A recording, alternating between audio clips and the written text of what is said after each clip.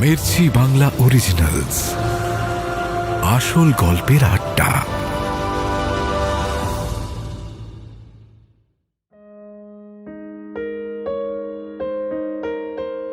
রিজু পুরোপুরি যেন এক ধরনের ঘোরে সেখান থেকে বেরিয়ে যায়। ওর কানে বাজছে দেবী কালকর্ণীর বলা কথা।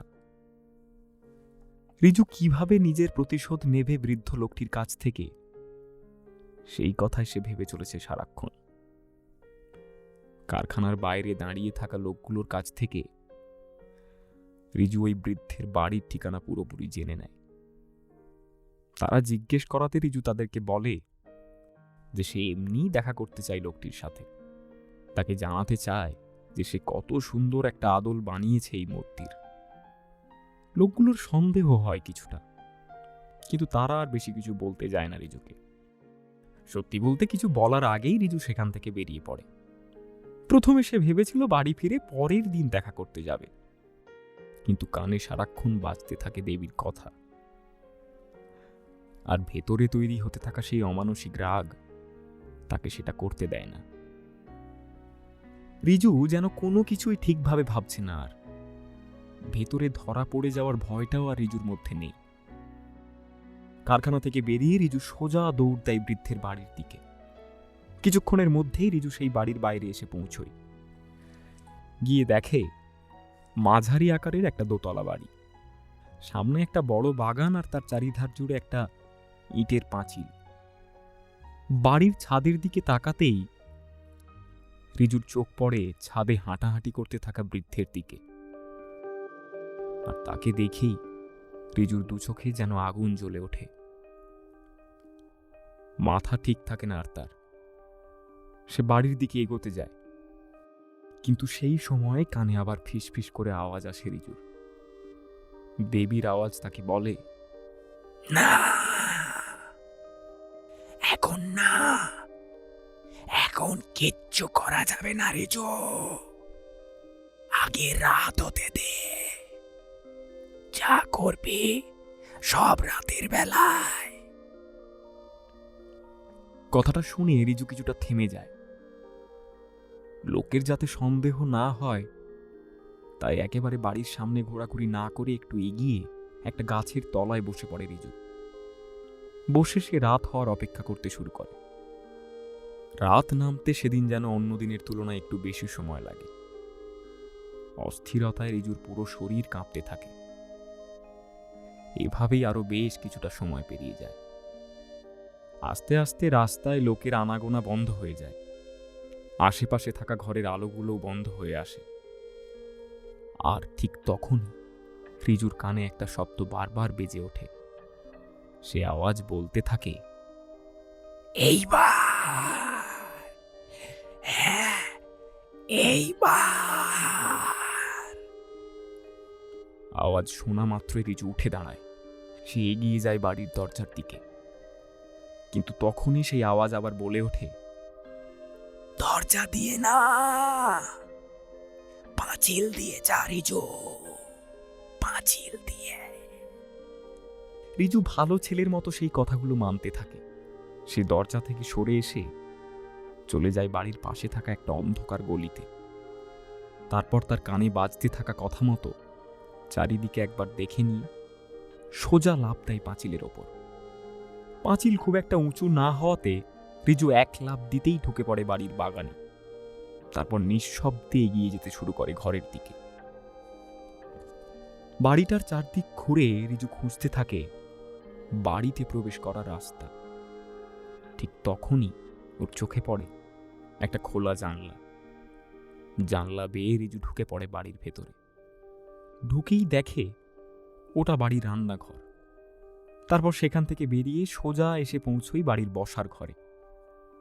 বাড়িটাকে সারা সন্ধে আর রাত ধরে নজর রাখার পর রিজুর কাছে এটা পরিষ্কার ছিল যে বাড়িতে সেই বৃদ্ধ ছাড়া আর কেউ থাকে না। কারণ ওই সময়ে সে আর বাড়িতে কাউকে দেখতে পায়নি। এখন বাড়ির ভেতরে ঢুকে রিজু বুঝতে পারে তার সেই ভাবনাটাই ঠিক।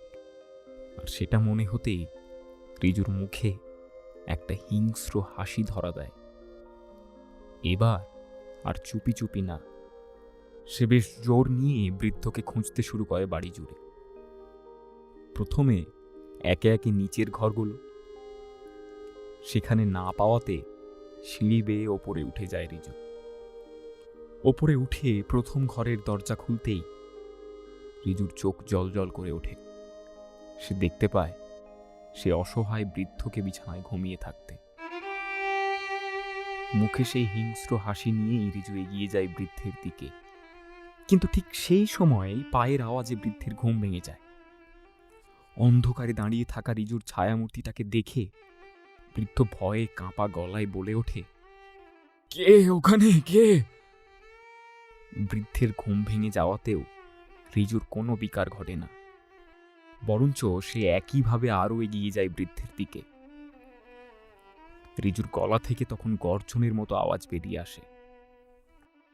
কে কে আমি? তো আমাকে চিনতে পারছিস না লয়? গলার আওয়াজ শুনে মনে হয় এটা যেন কোনো মানুষের গলা নয়। মানুষের গলা এতটা কর্কশ হতেই পারে না।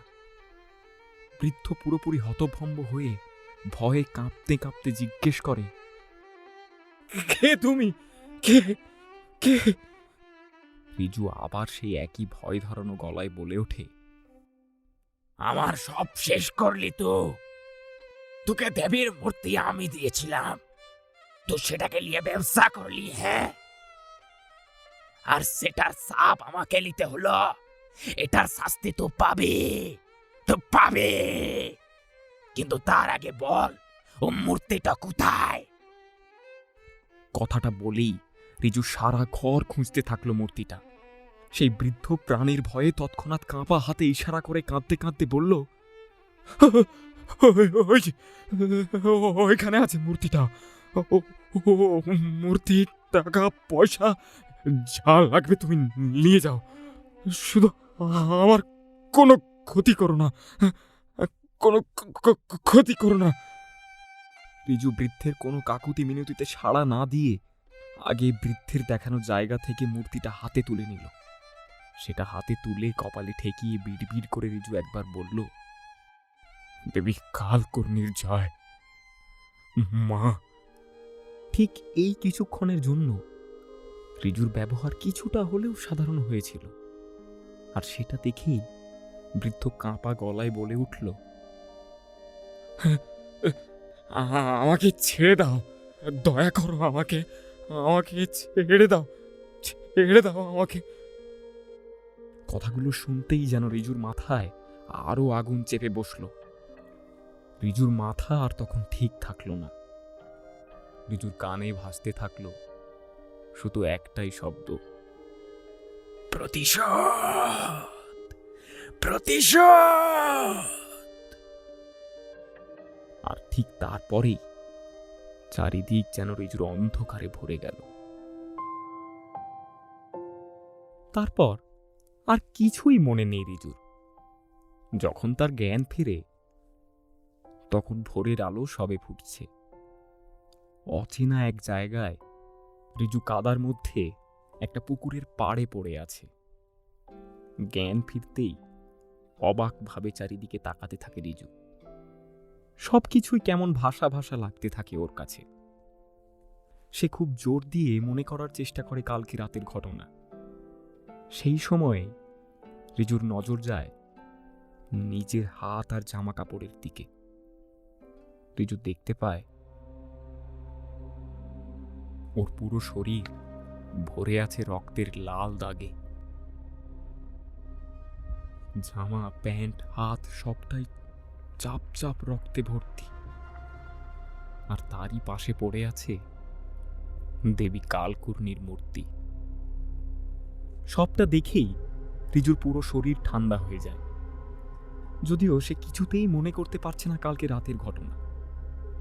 কিন্তু সেইটুকু বুঝতে পারে সে আবার খুব একটা বড় গর্হিত পাপ করে ফেলেছে। রিজুর শরীর খারাপ লাগতে শুরু করে।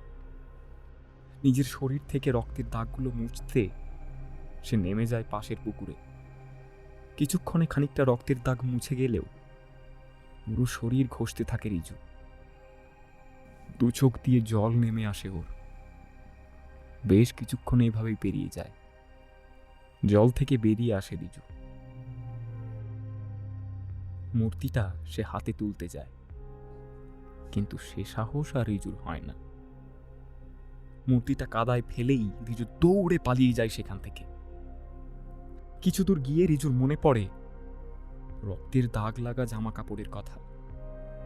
মনে হতেই রিজু সেটা গা থেকে খুলে লুকিয়ে ফেলে। তারপর পাশের জমিতে দাঁড়িয়ে থাকা কাকতাড়ুয়ার জামা খুলে সেটা গায়ে দেয়। জামা পরতে পরতেই রিজুর মনে হতে থাকে সে কোনোভাবেই আর গ্রামে ফিরতে পারবে না। গ্রামে ফিরলে সে নির্ঘাত ধরা পড়বে। একবার রিজু ঠিক করে সে গ্রামে আর না ফিরে পালিয়ে যাবে। কিন্তু পালানোর কথা মাথায় আসতেই রিজুর মনে পড়ে নিজের পরিবারের কথা। ওর মনে হয় এতদিন সে যখন পালিয়েছে তার পরিবারকে তার জন্য কোনো কষ্ট পেতে হয়নি, কিন্তু এইবার তাদেরকে ফেলে পালালে পুলিশ, লোকজন সবার প্রশ্ন উঠে আসবে লক্ষ্মীর দিকে। তাকে কতই না ঝড় সামলাতে হবে। এসব ভেবে রিজুর মাথা আবার খারাপ হতে থাকে। সে বুঝতে পারে না যে তার কি করা উচিত। যে মানুষ দুটোকে রিজু এত ভালোবাসে, শুরু থেকেই যাদের কথা ভেবে রিজু এত কিছু করেছে, তাদের এভাবে খারাপের দিকে ঠেলে রিজু বাঁচতে পারবে?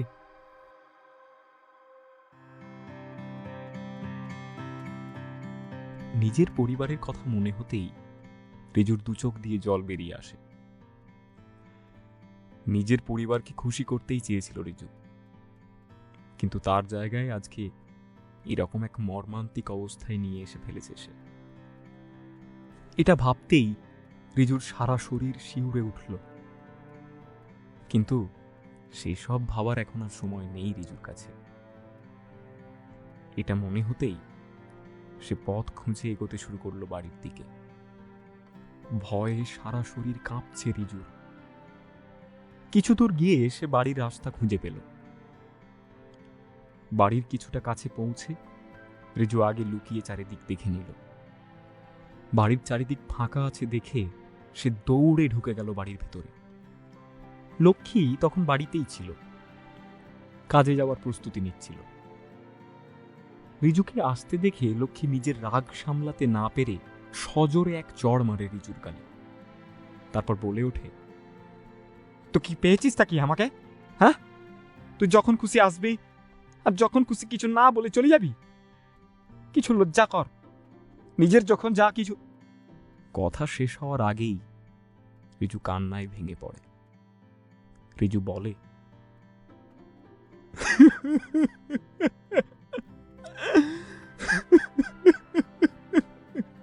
আমি পাপি রে লক্ষ্যে, আমি খুন করেছি রে, আমি খুন করেছি। কথাটা শুনে লক্ষ্মী দুপা পিছিয়ে বলে, খুন করেছিস মানে কি? যদিও এই প্রশ্নের আর কোনো উত্তর রিজু দেয় না, সে লক্ষ্মীকে ধরে বলে, আমাদের খুব বড় বিপদ রে লক্ষ্মী, এক্ষুনি পালাতে হবে, বুঝলি? তুই সবকিছু গুছিলে এখান থেকে পালাতে হবে। লক্ষ্মী কিছুই বুঝে উঠতে পারে না। সে কিছু বলতে যায়, কিন্তু রিজু তাকে থামিয়ে আবার একই কথা বলে ওঠে। লক্ষ্মীর ভয়ে এতক্ষণে সারা শরীর ঠান্ডা হয়ে গেছে, সব জ্ঞান বুদ্ধি তার লোপ পেয়েছে। যদিও অপরাধীর মতো পালিয়ে যাওয়ার কোনো ইচ্ছেই লক্ষ্মীর ছিল না, আর এসবের মধ্যে নিজের বাচ্চা ছেলেটাকেও জড়ানোর ইচ্ছে ওর ছিল না। তাই সে আর কিছু না ভেবে বাড়িতে থাকা কিছু জমানো টাকা আর অল্প কিছু জামা কাপড় গুছিয়ে নেয়। তারপর জবাকে কোলে করে নিয়ে লক্ষ্মী কাঁদতে কাঁদতে রিজুর পিছন পিছন গ্রাম থেকে বেরিয়ে যায়। গ্রামে তারপর কি হয়েছিল, পুলিশ কবে এসেছিল, কার খোঁজ করেছিল, লক্ষ্মী আর রিজু সেসব কিছুই জানতে পারে না। আর বহুদিন ধরে শুধু ওরা হাঁটতেই থাকে, পেরিয়ে যেতে থাকে কত গ্রাম শহর। লক্ষ্মীর প্রচণ্ড রাগ হয়, কিন্তু সে কিছুই বলার মতো, প্রতিবাদ করার মতো অবস্থায় আর নেই। এভাবেই বেশ কিছুটা সময় যাযাবরের মতো ঘুরে বেড়ানোর পর একদিন একটা ছোট্ট গ্রামে ওরা এসে পৌঁছয়। যে কোনো শহর বা গ্রামের থেকে একদম আলাদা পাহাড়ের নিচে ছোট্ট একটা গ্রাম। গ্রামের লোক ভালো হওয়াতে বেশি কিছু প্রশ্ন না করেই ওরা ওদেরকে একটা জায়গা দিয়ে দেয়। রিজু আর লক্ষ্মী মিলে সেখানে ছোট্ট একটা কুঁড়ে ঘর বানিয়ে থাকতে শুরু করে। এভাবেই খুব ভালোভাবে বেশ কিছু মাস পেরিয়ে যায়। যদিও লক্ষ্মীর আতঙ্ক কিছুতেই কাটতে চায় না, শুধু যা কিছু হয়েছে তা নিয়েই লক্ষ্মী ভাবতে থাকে। রিজু তাকে খুনের কথা বলেছিল ঠিকই, কিন্তু লক্ষ্মী আজ অবধি জানতে পারেনি যে ঘটনাটা ঠিক কি। জিজ্ঞেস করতেও যায়নি লক্ষ্মী। সত্যি কথা বলতে কি, লক্ষ্মীর এখন রিজুকে কেমন জানি ভয় করে। শুধু খুনের কথা জানার জন্য নয়, ওর ব্যবহার কেমন জানি আর সাধারণ বলে মনে হয় না লক্ষ্মীর। রিজুকে সে আগেও অদ্ভুত ব্যবহার করতে দেখেছে, কিন্তু সে ব্যবহারে লক্ষ্মী ভয় পায়নি। কিন্তু এখন সে রীতিমতো ভয় পায়। এখানে আসার পর থেকেই রিজু আবার কেমন জানি নিজেকে আলাদা করে নিতে শুরু করেছিল। শুধু লক্ষ্মী বা জবা নয়, গ্রামের কোনো লোকের সাথেই রিজু খুব একটা কথা বলতো না। সকাল হতেই সে পাশের একটা জঙ্গলে চলে যায়। আলো নামার পরে সে ঘরে ফিরে আসে। এসেও কারোর সাথে কোনো কথা বলে না, চুপচাপ খাওয়া দাওয়া করে শুয়ে পড়ে। গ্রামের লোকেরাও লক্ষ্মীকে এসে বলেছে তারা কি সব যেন অদ্ভুত আওয়াজ পায় জঙ্গল থেকে, কিন্তু লক্ষ্মী সেটাকে গুজব বলেই মন থেকে সরিয়ে দিয়েছে। বা নিজের মনকে সেইভাবেই বোঝানোর চেষ্টা করেছে। সত্যিটা আবিষ্কারের সাহস লক্ষ্মীর আর হয়নি। এভাবেই একদিন খুব ঝড় বৃষ্টির মধ্যে রিজু বাড়ি ফেরে। রিজুর ঘোলাটে দুটো চোখের দিকে তাকিয়ে লক্ষ্মী অন্য দিনের চেয়ে যেন একটু বেশি ভয় পায়।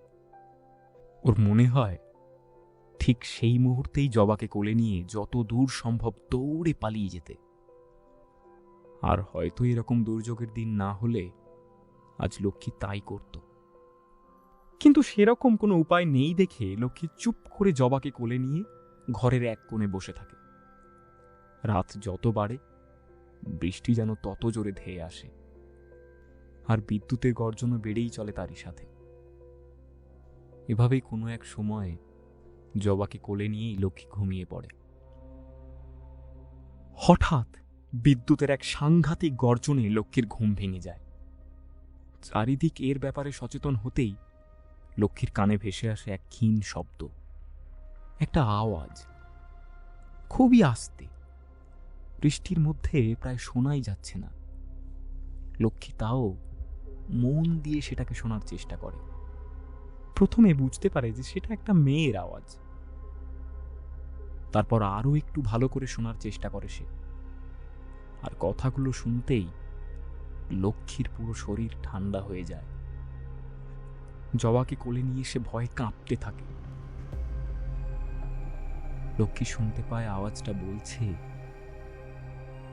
তুই এর জন্যই আমাকে ছেড়ে এসেছিস না? হ্যাঁ, এর জন্যই আমাকে কাদায় ফেলে রেখে এসেছিস। এর বেঁচে থাকার আর কোনো অধিকার নেই। মেরে ফেল এই মহিলাকে, এক্ষুনি মেরে ফেল, যা বলছি। লক্ষ্মী খুঁজে পায় না এই দুর্যোগের রাতে এই মহিলা কণ্ঠ আসছে কোথা থেকে। চারিদিক এতটাই অন্ধকার যে সে কিছুই দেখতে পায় না, শুধু শুনতে পায় বাইরে পড়তে থাকা বৃষ্টির ঝমঝমে শব্দ। কিন্তু একটু পরেই আরো একটা আওয়াজ শুনতে পায় লক্ষ্মী। যদিও এই আওয়াজটা শুনে তার কিছুটা স্বস্তিই হয়। লক্ষ্মী চিনতে পারে আওয়াজটা রিজু। লক্ষ্মী তার ভয় পাওয়া কাঁপা আওয়াজেই রিজুর নাম ধরে ডাকতে যায়। কিন্তু ঠিক তখনই রিজুর কথা বলা লক্ষ্মীর কানে আসে। লক্ষ্মী এও বুঝতে পারে রিজু তাকে বা জবাকে কিছু বলছে না। রিজু সেই অন্ধকার ঘরেই অন্য এক অচেনা ব্যক্তিকে মিনতির স্বরে বলছে, এই কাজ আমি করতে পারবো না। ও আমার বউ লাগে। এই কাজ আমি করতে পারবো না। আমি পারবো না। কিছুক্ষণ আবার শুধু ঝমঝম বৃষ্টির শব্দ ছাড়া আর কোনো শব্দ শোনা যায় না। লক্ষ্মী অসহায়ভাবে জবাকে আঁকড়ে ধরে কিছুক্ষণ সেখানেই বসে থাকে। তারপর হঠাৎ এক বিদ্যুতের ঝলকানিতে সারা ঘর আলোয় ভরে ওঠে, আর সেই আলোতেই লক্ষ্মী দেখতে পায় হাড় হিম করা সেই দৃশ্য। সে দেখে তার স্বামী রিজু ঘরের এক কোণে বসে, কিন্তু হাবভাবে সে যেন তার স্বামী নয়। অল্প স্থায়ী আলোতেই লক্ষ্মী রিজুর মধ্যে পরিবর্তনটা ধরতে পারে। রিজু যেন আর রিজু নেই, সে পরিবর্তন হয়ে কোনো এক মেয়ের রূপ ধারণ করছে। তার হাব ভাব চাহনি সবেতেই এক মহিলার ভাব ধরা পড়ছে। এমনকি রিজুর গলার স্বরটাও কেমন জানি পাল্টে গেছে। যে মেয়ের আগমন এতক্ষণ ধরে লক্ষ্মী খোঁজার চেষ্টা করছিল, সে মেয়ে আর কেউ নয়, রিজু নিজেই।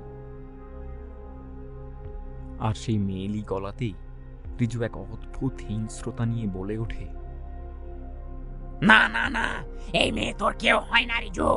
আমাকে ছেড়ে যাবি ওর কাছে? তোর ভালোর জন্যই বলছি রিজু, মেরে ফেল, এক্ষুনি শেষ করে ফেল ওকে।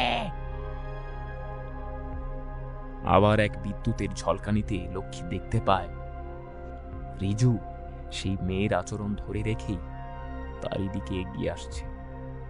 রিজুর হাতে আস্ত বড় একটা দা। লক্ষ্মীর ওখানেই হুঁশ হারানোর অবস্থা হয়। সে ধরেই নেয় যে তার এটাই শেষ রাত। শুধু মমতার বশে চেষ্টা করে কোনোভাবে নিজের ছেলেটাকে বাঁচানোর। কিন্তু ঠিক তখনই ঘটে আরো একটা অদ্ভুত ঘটনা। অন্য একটা স্বর শুনতে পায় লক্ষ্মী। এটা পুরোপুরি অচেনা একটা ছেলের স্বর। আবার সেই দুর্যোগের রাতে বিদ্যুতের ঝলকানিতে সারা ঘর আলোয় ভরে যায়, আর তার মধ্যেই লক্ষ্মী দেখতে পায় রিজু হাতে দা নিয়ে দাঁড়িয়ে আছে। কিন্তু তার মধ্যে আর মহিলার কোনো চিহ্ন মাত্র নেই। কিন্তু যাকে লক্ষ্মী দেখছে সেটা রিজুও নয়, এ যেন অচেনা এক ব্যক্তি। হাব ভাব আচার আচরণ সবই আলাদা। আবার এক নতুন আওয়াজ এসে বলে উঠল, তুই? তোকে সব দিলাম আমি, থাকার জায়গা দিলাম, কাজ দিলাম, শেষে কিনা তুই আমাকে মারলি? আমার এত বড় ক্ষতি তুই করলি রেজো? তোর বাঁচার কোনো অধিকার নেই। বলার সাথে সাথেই দায়ের মুখটা রিজু নিজের দিকে ঘুরিয়ে ফেলে। লক্ষ্মী তখন নিজের সব স্বাভাবিক বিচার হারিয়েছে। শুধু নিজে আর নিজের ছেলেকে বাঁচিয়ে রাখার প্রবল চেষ্টা তাকে চালনা করে। সে দৌড়ে চলে যায় বাড়ির বাইরে। বেরোনোর সময় লক্ষ্মী একটা অচেনা স্বর পায়, কিন্তু তখন ঘুরে তাকাবার শক্তি আর লক্ষ্মীর নেই। সেই দুর্যোগের রাতেই সে দৌড়ে চলে যায় গ্রাম থেকে বহু দূরে, কোনো এক অচেনার উদ্দেশ্যে। পরের দিন সকাল হতেই যখন দুর্যোগ ছাড়ে, রিজু আর লক্ষ্মীর তৈরি করা মাটির বাড়ির বাইরে গ্রামের লোকেদের জটলা দেখা যায়। সবাই দেখতে পায় ঘরের ভেতরে রিজুর গলা কাটা মৃতদেহ, তার এক হাতে ধরা একটা দা, আর অন্য হাতে দেবী কালকুর্ণীর মূর্তি।